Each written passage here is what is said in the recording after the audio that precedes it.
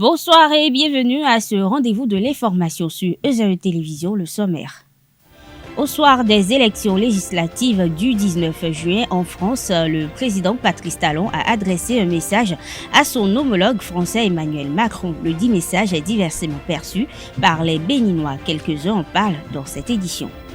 L'ancien président de la République du Bénin, Boni Yayi, a analysé une décision de l'Organisation mondiale du commerce sur l'accès des Africains au vaccin contre le Covid-19.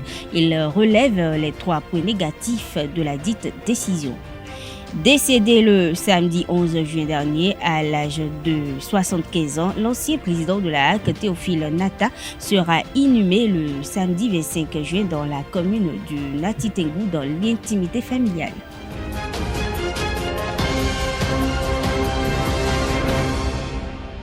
Bienvenue à toutes et à tous et merci de nous préférer. Patrice Talon a adressé un message à son homologue français Emmanuel Macron à travers un post sur la toile à l'occasion de la publication des résultats du second tour des législatives françaises. Quelques citoyens de la ville de Cotonou se sont exprimés sur ce message. Ils sont au micro de Anaël Dohou. Moi j'ai été très content parce que j'ai considéré M. Patrice Talon comme il parlait en France, disant qu'il va s'investir personnellement pour la démocratie au Bénin. Je vous dis que c'est un courrier bien de la part d'un pays démocratique et par son chef qui se dit démocratique. Moi je trouve que le président Talon même, il n'aurait même pas dû parler de ça. Si c'était l'élection présidentielle, il pouvait parler un peu. Si M. Patrice Talon arrive à dire à M. Macron d'accepter le jeu démocratique, il faudrait aussi que M. Patrice Talon ouvre le jeu démocratique au Bénin. Je demande au chef de l'État de voir ce qui s'est passé en France, où le chef de l'État français n'a pas la majorité absolue qu'il voulait. Et demande au chef de l'État béninois lui-même d'ouvrir le match au Bénin pour que nous ayons pratiquement la même chose, ou presque. Nous nous félicitons de ce qu'il a fait vers l'autre. Mais lui, dans son propre pays, qu'est-ce qu'il veut faire? En politique, il faut s'attendre à tout. Il faut s'attendre à la victoire et à l'échec.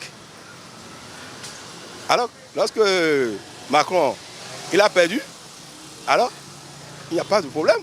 Au moment qu'il gagnait, bon, il doit s'attendre à tout. C'est ça. Vous avez vu la leçon française. Macron a été élu à la hauteur de 56%, voire 58%, pratiquement.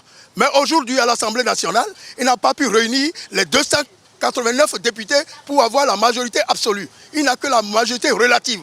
Donc il est obligé de conjuguer, de composer avec la classe d'opposition, avec les Républicains, avec Mélenchon, d'accord, et avec le parti national, le Rassemblement national. Alors, M. Patrice Talon, vous devez aller jusqu'au... Dans un post publié sur sa page Facebook, ce lundi 20 juin, l'ancien président Boni Yayi a décrypté la décision de l'Organisation mondiale de commerce, OMC, sur l'accès aux Africains au vaccin anti-Covid. Boni Yayi relève un point positif et 3 points négatifs de la dite décision.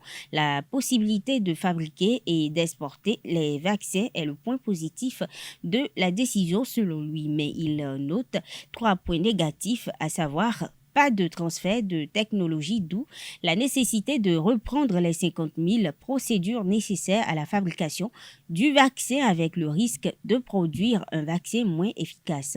Pas de levée des brevets sur les traitements du Covid-19 dont aurait besoin l'Afrique. La durée de 5 ans de levée des brevets est trop courte pour susciter les investissements nécessaires à la production des vaccins. En conclusion, l'ancien président de l'Union africaine, Boni Yayi, estime que cette décision profitera davantage à des pays comme la Chine, la Russie et l'Inde qui maîtrisent les techniques d'accès aux secrets industriels. Pour cela, il pense que les ONG ont raison de dire que les négociations ont accouché d'une souris. En circulation routière, la règle de priorité à droite est l'une des règles les plus négligées du code de la route et pour cause la mauvaise interprétation. Ce reportage de Anaël Dou nous apprend un peu plus sur cette règle. Suivez. La priorité à droite, une règle du code de la route qui prête souvent à confusion. Bon nombre d'usagers se font arrêter pour la violation de cette règle. La cause, la mauvaise interprétation. Normalement, la règle de priorité à droite, cela ne voudrait pas dire qu'on peut tourner à droite malgré le feu rouge. Et ce que nous constatons ici au Bénin, particulièrement à Cotonou, et lorsque le feu est au rouge et que les gens sont en arrêt, d'autres tournent à droite malgré le feu rouge. Sinon, si le feu est au rouge et que vous voulez tourner à droite, vous êtes obligé d'attendre le feu vert avant de continuer. Mais les gens disent priorité à droite et malgré le feu rouge, ils tournent à droite sans attendre le feu vert. Ça, c'est une infraction au code de la route. La priorité à droite n'est pas l'autorisation du libre passage à droite quand les feux sont au rouge, mais la priorité est donnée à ceux qui viennent de la droite. On ne tourne qu'à droite lorsque, en bas d'un feu tricolore, lorsqu'il y a une flèche jaune clignotante à droite, ou bien une flèche verte allumée en couleur verte et dirigée vers la droite, c'est en ce moment seul qu'on peut tourner à droite malgré le feu rouge. La priorité à droite, ça veut dire qu'on doit laisser passer celui qui vient de sa droite lorsqu'on arrive à une intersection de route de même valeur.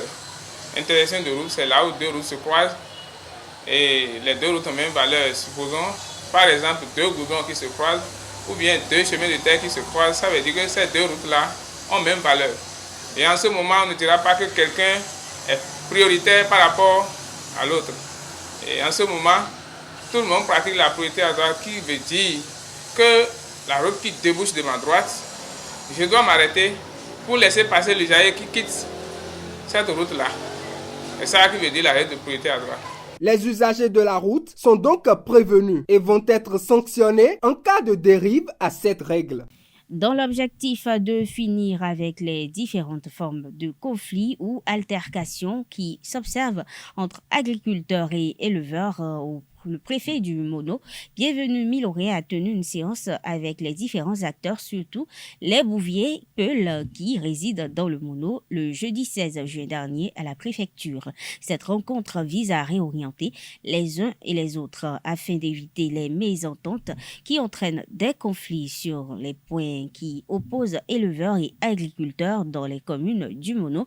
Le préfet a éclairé les acteurs sur le rôle et la responsabilité de chaque partie dans le strict respect des principes de la République. Les agriculteurs et éleveurs ont exposé chacun leurs difficultés. Autour des opinions présentées, le préfet Miloré a exhorté chacun à la persévérance et à l'obéissance à la loi et aux tests de la République, tout en rassurant les différents acteurs de la vision du gouvernement du président Patrice Talon au regard des agriculteurs et éleveurs, y compris les bouviers, toutes catégories confondues.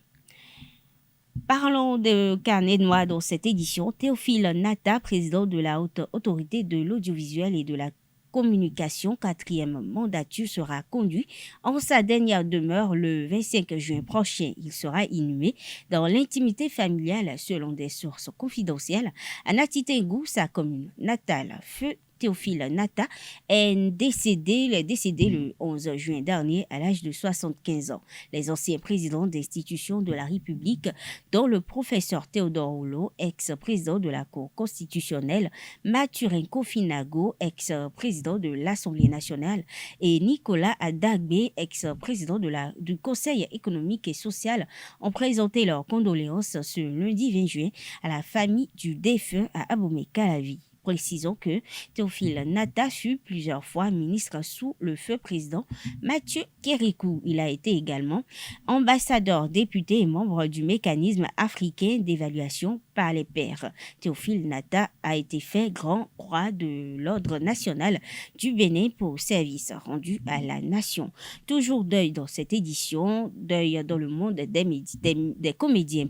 L'humoriste Florent Meffon est décédé dans la nuit du lundi 20 au mardi 21 juin 2022. Le surnommé Balai Amimi, le zorbalogue ne souffrait d'aucune maladie. Âgé de 54 ans, le défunt a réussi à se faire connaître à travers ses concepts zorba et points d'interrogation. Voici à présent les informations hors de nos frontières. La compilation est signée Inès Colombo-Oussou. La première ministre Elisabeth Borne a remis sa démission au président Emmanuel Macron, qu'il a refusé afin que le gouvernement puisse demeurer à la tâche et agir en ses jours, a annoncé ce mardi matin l'Élysée. Le chef de l'État va mener les consultations politiques nécessaires afin d'identifier les solutions constructives envisageables au service des Français, a précisé la préférence avant une série de rendez-vous avec les chefs de parti mardi et mercredi à l'Élysée. Le Conseil d'État a fermé la porte au bikini dans les piscines municipales en donnant ce mardi raison à la préfecture de l'Isère qui s'opposait à une nouvelle disposition controversée de la commune de Grenoble. Dans sa décision, la plus haute juridiction administrative a confirmé la décision rendue fin mai par le tribunal administratif de Grenoble, estimant que le nouveau règlement des piscines imposé par la municipalité grenobloise constituait une dérogation très ciblée destinée à satisfaire une revendication religieuse. La COP15, un sommet majeur de l'ONU sur la biodiversité,